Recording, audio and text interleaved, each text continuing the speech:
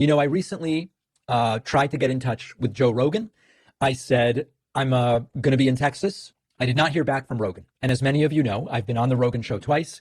I don't know that I am eligible to be back on. Alert! Bullshit incoming. In the sense that when I've found that Rogan says something I disagree with over the last few years, I criticize it. I just don't think that his criticisms are so valuable. Joe Rogan says, oh, David Pakman criticized this point.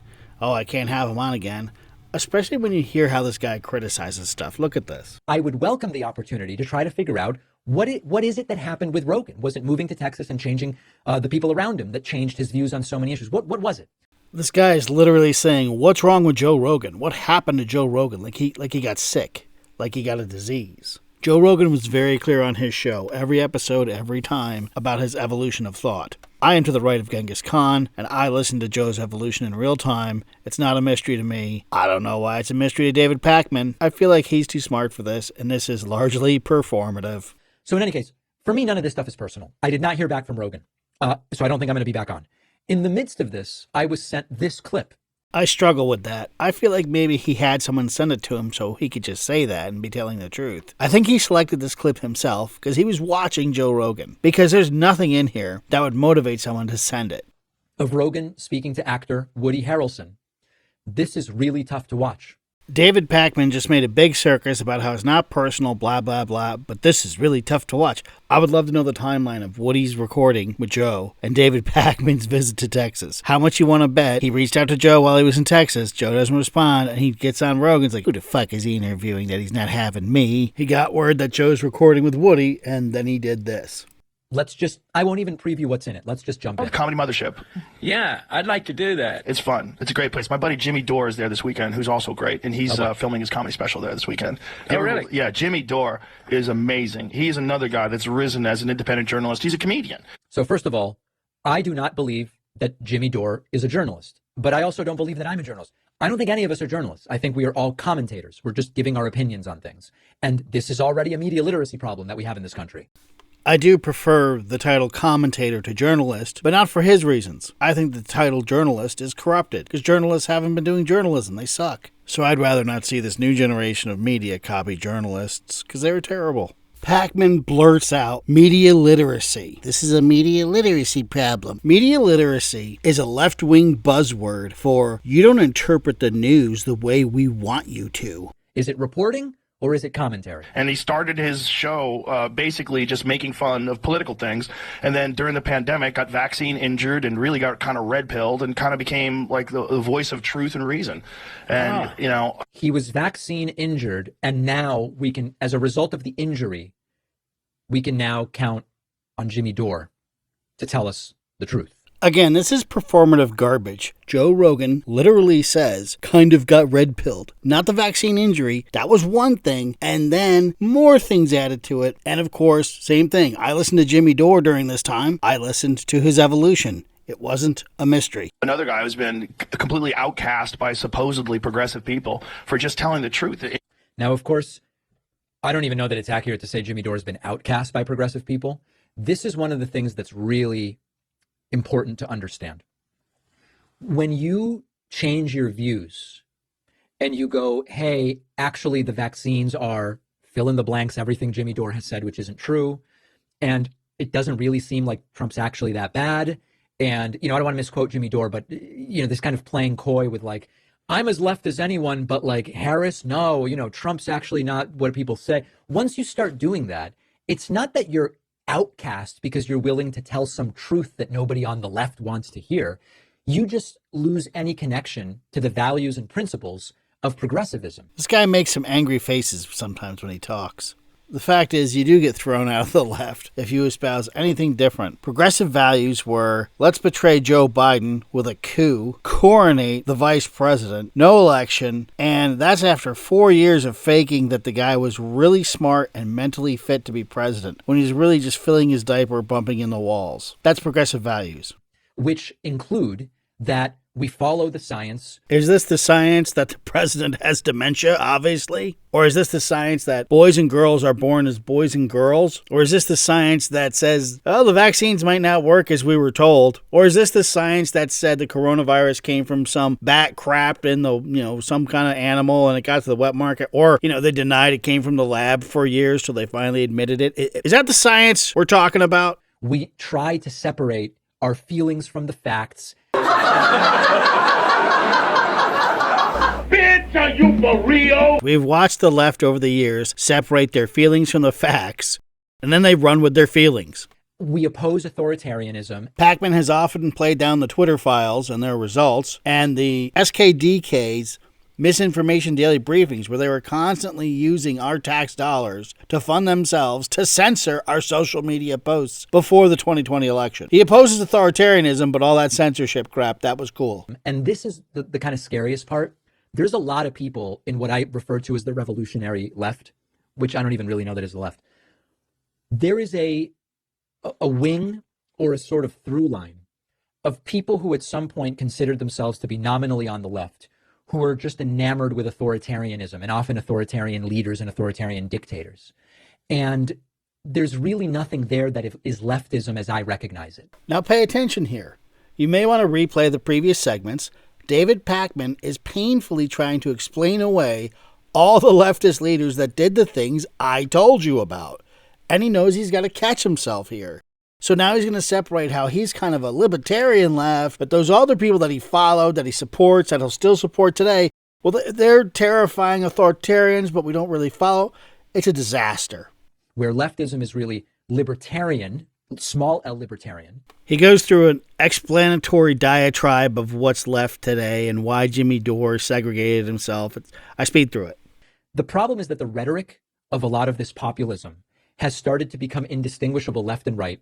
And then they start playing coy with authoritarianism. And then we go, guys, there's nothing on the left that we recognize here. So I don't care about Jimmy Dore in the sense of saying we have cast him out from the left.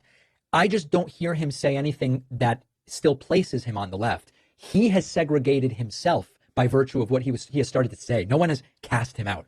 This is a strange thing to say. I'm pretty sure if you ask Jimmy Dore isn't invited to all the same parties he used to be invited to. Because, he's been cast out. All right, let's continue. Inconvenient truth. Inconvenient. But I guess the progressives, are they? By the way, Woody Harrelson seems to have no idea what's going on. Woody Harrelson seems to have no idea what's going on. This is just mean girl stuff, man. It's the Joe Rogan show. You get high, you drink, you have fun, you get blasted, you talk. It's Joe Rogan. The fact that a pseudo-serious political commentator like Pakman is attacking a show where people get wasted and have fun, hosted by a comedian, it's just mean girl shit. Now the conservatives, we got to change the term because progressives seem a lot less progressive. Yeah. I really felt quite, during this whole thing, I felt quite, yeah. I think they got co-opted, and I think it was on purpose. I think there was some very sophisticated psychological. This is the Alex Jones PSYOP perspective. This is a very lowbrow thing to do. He calls it the Alex Jones PSYOP perspective, so he can color it with Alex Jones' troubles, like where he did the crisis actors at the schools, and he got in a lot of trouble for that. That was a crazy thing Alex Jones did. So he wants to, paint it as crazy. Alex Jones talks about things he reads about from the World Economic Forum, public files, tips sent in by his fans, his audience. Alex Jones doesn't create these things. He just conveys them and gives his spin on it. And this guy's trying to dirty up the truth of what happened to the left, which he just painfully explained himself, how they slipped into authoritarianism. I mean, literally, go back in the video. I skipped through it because the guy is going on a diatribe explaining their use of censorship and all these draconian measures. But now when Joe Rogan says, yeah, their narrative got co-opted, he goes, oh, it's the Alex Jones PSYOP perspective. It's really low. He knows what he's doing. Calling him out. This is bullshit, dude. Manipulation that was involved, and a lot of money was being spent. I wish they told us who spent the money and how. And also, kind of like why, too. In order to push some very specific narratives. For what reason? Corporations at the highest level like BlackRock would contact people to do operations and mask the funding through USAID under DEI programs, and a lot of that funding would then be funneled to intelligence officers on the ground and private intelligence operatives in a money laundering scheme to cover up their programs overseas to start endless wars and increase the grift for politicians like, well, for instance, the Biden family. They had Hunter Biden on the board of Burisma. You give the war machine money, it feeds the money back to you in a smaller amount, and there you go. I don't know what David Pakman needs explained. We've been watching this crap in real time. And they did a great job of it. They did a great job of it, but we're finding out because of the Department of Government Efficiency that most of this was funded by our own tax dollars, which is really fucking crazy. Now, this is another one that, this is like 12 conspiracies. Oh, this is like 12 conspiracies. No, man, it's one conspiracy. Through programs like USAID, NGOs are funded. Many times those NGOs then fund a shadowy NGO. In my experience, it's those secondary shadowy groups that are funded by the original NGO that do things like steal voting equipment in all the election areas. This is like 12 conspiracies. Another one that they're pushing now is even that like shows like mine, without my knowledge, are funded by USAID through shadowy nonprofits who then come and buy ads on the show. Just completely made up. Well, David Pakman is actually pretty new to me, so I can't say much about him. But remember, he said, well, they're saying shows like mine are funded by these government, right? Yeah, let me show you one. Johnny Harris. You know this guy, right? He's like the NPR of podcasters. Super well-produced graphics, great sound production, the sweet voices whispering poison in your ears like a grima worm tongue. I'm actually kind of jealous. It would be my goal to have a podcast like Johnny Harris level of production, but I don't have the World Economic Forum behind me. But he does. So the World Economic Forum and the New York Times have paid Johnny Harris to do stuff, so he's in with that cabal. And you say, well, journalists, the World Economic Forum led by evil wizard Klaus Schwab.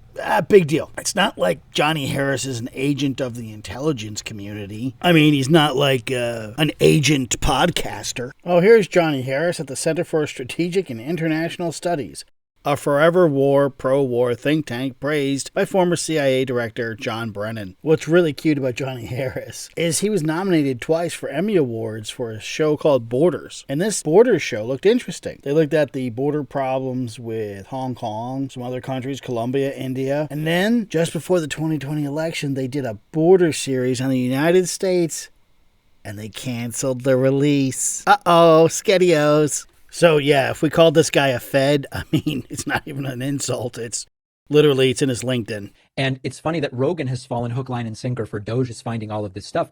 Doge still has not found a single instance of demonstrated fraud that they have proven. I don't expect Doge to go to court and prove how DEI money was used for a clandestine operation ever. It's a stupid waste of time. Just cut off the money flow and there will be no more future Gulf of Tonkin incidents. David Pakman knows how this works. He's just not going to explain it to you because he thinks you're stupid. When Caroline Levitt holds up papers and she goes, look, 30 grand for a DEI program. First of all, DEI programs aren't fraud. You might think that they're bullshit. You might think we don't need them, but they're not fraud. And also, we're going to solve this problem 30 grand at a time. I'm sorry, we're not. I love this guy's faces. There's like these little faces in his expressions. It's so entertaining to watch him when he's touching on a subject he really doesn't like it. Like he gets these little flashes of anger that leak through. And dude, we are going to get there 30 grand at a time. It's just like you build wealth the same way you take apart wealth. If we got to do it 30 grand at a time, so be it. A lot of these NGOs that supported a lot of these crazy riots and all these different things that were happening in our cities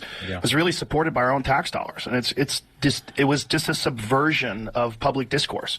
Instead of allowing people to figure out what's right and what's wrong, they pushed what they wanted you to say, and anybody who deviated from that was canceled. And because of the fact that before Elon bought Twitter, the left had complete, total control over the narrative because they owned all the social media sites and they were in lockstep with the government. So now, of course, I don't know when he's referring to. Well, I know exactly everything Joe Rogan is talking about, and I'm going to show you here. When David Pakman says he doesn't know what he's referring to or when, I can't tell if he's lying or he's incompetent. It's one of the two. Watch how easy this is. A lot of these NGOs that supported a lot of these crazy riots and all these different things that were happening in our cities was really supported by our own tax dollars. So there's an article called The Secret History of the Shadow Campaign That Saved the 2020 Election. It's written by Molly Ball, Nancy Pelosi's biographer. And this article is an amazing piece of shit that lays out everything bad they did that Joe Rogan just said. Michael Podhorzer ran this thing called the Fight Back Table, and they controlled all the riots you saw in 2020. And they had him on call for after the 2020 election that if, Biden would have lost, they would have given the orders to roll out into your cities. They printed that. Once they could declare victory for Biden in 2020, the word went out to stand down. It's right there in the article. And it was just a subversion of public discourse. Instead of allowing people to figure out what's right and what's wrong, they pushed what they wanted you to say, and anybody who deviated from that was canceled. And because of the fact that before Elon bought Twitter, the left had complete, total control over the narrative because they owned all the social media sites and they were in lockstep with the government. So before the 2020 election, a group called SKDK, public relations firm, got $35 million in voter education funds from the EAC, the Election Assistance Commission. It was a scandal because these people worked for President Biden. Sorry, I got confused. At this time, Anita Dunn, who later worked for President Biden, Anita Dunn is running this outfit, and she's hired by President Biden to run the social media game. President Biden hasn't declared victory yet, but once he does, they all go work for President Biden. Yay! So before the election, they get $35 million in tax funds for voter education. Voter education means they put together misinformation daily briefings where these political operatives sit around and pressure Twitter, Facebook, and Google on what to post and what to suppress. The big part that everyone ignores is that the intelligence agencies have filled the social media group's staff with agents.